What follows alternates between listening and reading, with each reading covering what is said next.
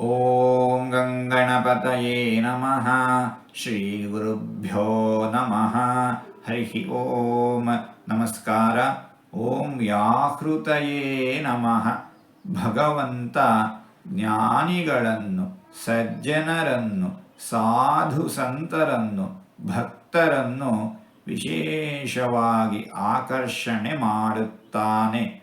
ಭಗವಂತ ಕೃಷ್ಣಾವತಾರದಲ್ಲಿ ವಿಶೇಷವಾಗಿ ಎಲ್ಲರನ್ನೂ ಆಕರ್ಷಣೆ ಮಾಡುತ್ತಿದ್ದ ಇಂತಹ ಭಗವಂತನನ್ನು ವ್ಯಾಹೃತಯೇ ನಮಃ ಎಂಬುದಾಗಿ ವಿದ್ವಾಂಸರು ವರ್ಣಿಸುತ್ತಾ ಇದ್ದಾರೆ.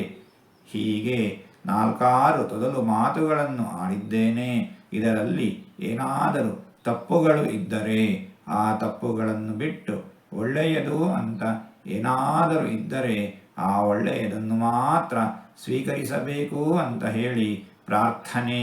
ಈ ನುಡಿಗಳನ್ನೆಲ್ಲ ಆಡಿಸಿದ ಭಗವಂತನಿಗೇ ಸರ್ವವೂ ಸಮರ್ಪಿತ.